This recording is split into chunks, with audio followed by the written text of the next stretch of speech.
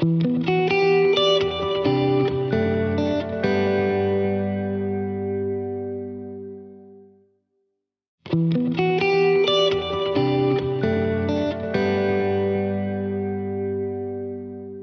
everyone, and welcome back to another episode of Straight A's, a podcast for middle schoolers by middle schoolers. I'm your host, Lester. I'm your co-host, Billy. And I'm your other co-host, Chuck. According to a survey by the New York Post, 45% of Americans struggle to read their own handwriting. So that gave us the question. Should kids be graded on their handwriting? We'll tell your opinion after the break. Now, picture this. You just finished writing a beautifully crafted essay, pouring your heart and soul onto the paper. But alas, your handwriting resembles the scribbles of a deranged chicken. The question is, should your grades suffer because of your handwriting? Many people can argue that, no, students should not suffer from their bad handwriting. Some people are good at writing and others aren't. It's a fact that we can't change. However, other people may argue that students should be punished for bad handwriting. I mean, how are teachers or anyone really going to be able to read what you wrote if it looks like a tornado hit an ink factory? Now, I know what some of you may be thinking. Why should handwriting even matter? We have computers and tablets now. And you know what? You're not wrong. Technology has definitely changed the game. We're all typing away on our keyboards, sending emails and texting our friends. Handwriting seems like a thing of the past, but hear us out. Handwriting is more than just putting pen to paper. It's a form of self-expression. Think about it. When you write, your personality shines through. Your handwriting is like your fingerprint. It's unique to you. So, shouldn't we appreciate that uniqueness instead of slapping a grade on it? On the other hand, I get it.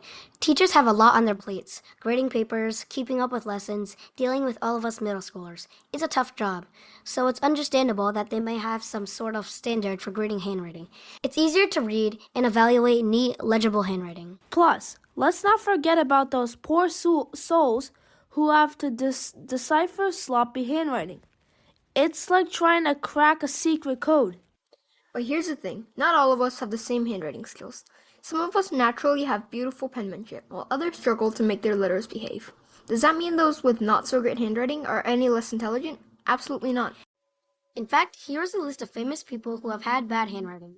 First of all, Albert Einstein. That's a big name right there. Bill Gates, the founder of Microsoft. Mahatma Gandhi, a non-violence activist. But sadly, we can't say the same for his handwriting. Napoleon's handwriting bore a similar personality to him. Picasso, the famous artist, had illegible handwriting. The point is, we all have our strengths and weaknesses, and handwriting shouldn't define our abilities. So what's the solution? Should we ditch handwriting grades altogether? Well, maybe not. How about we shift the focus? Instead of grading solely on how pretty our letters look, let's grade on effort. Did we take the time to write neatly? Did we try our best to make our words legible? Effort is something we all control. Now, to truly show you both sides of the argument, we're interviewing kids at our school who have good handwriting and kids who have a unique style of writing. But first, a quick break. Oh hey guys, I'm Elliot, and I have the handwriting of a caffeinated spider. I mean, seriously, my teachers must need a magnifying glass to decipher my hieroglyphics. But does that mean I deserve a lower grade? I don't think so. Elliot, you make a valid point. Handwriting, after all, is just one aspect of communication. It's like judging a book by its cover, or in this case, judging an essay by the loops and swirls of its letters. Our fingers have a mind of their own, you know? Absolutely. And let's not forget that some of the great minds in history had terrible handwriting. I bet even Einstein's scribbles looked like a secret code to the universe. So, should we penalize brilliance just because their penmanship is a bit wonky? That's a fantastic point, Elliot. After all, the content of our work should be the focus, not the aesthetics of our letters. Who cares if an A looks like an E or an S appears as a squiggly line? As long as our thoughts are crystal clear, right? Hey guys, I'm Joe, and let me play devil's advocate here. So picture this, you're a teacher buried under a mountain of assignments, trying to decipher an essay that looks like you created your own font name You Can't Read Me.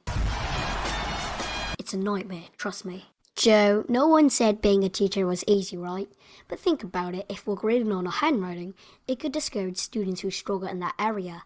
Education is about nurturing every student's potential, not just the ones with perfect penmanship. I see your point, But imagine a world where everybody has impeccable handwriting. It would be like living in a calligraphy wonderland. Plus, clear and legible handwriting does make life easier for teachers, no? Touché, Joe. In a perfect world, we'd all have handwriting like Shakespeare. But let's face it, we're not all destined to be professional scribes. We have computers now, for goodness sake. Can't we just focus on our ideas and let the handwriting be a quirky sideshow? And there you have it, the handwriting debate settled by a bunch of middle schoolers. Remember, it's not the size of your letters that matters, it's the size of your ideas.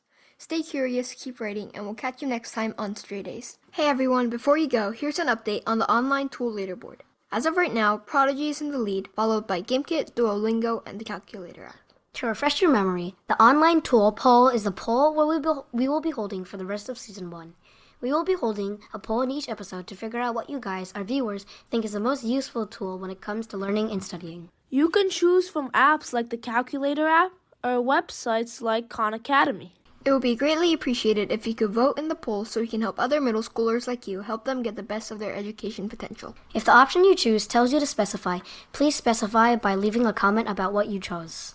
Also, we will be replacing Mystery Science with Gimkit because we feel it's more popular with middle schools. If you want to select Mystery Science, select Other in the poll and write Mystery Science in the comments. Unfortunately, the poll is only available on Spotify, so you have to go there if you want to vote. This week's shoutout is to Himmy Buckets, who left us a comment on our AI, the New Teacher in Town episode. If you wanted to be shouted out, consider leaving a comment and leaving a review. Leaving a comment and reviewing our show can help other middle schoolers like you find this show. Another announcement, Straight A's now has an official newsletter written by none other than me, Billy, the co-host. You can find more information and subscribe by going to straight-a's.beehive.com. That's straight-as.beehiiv.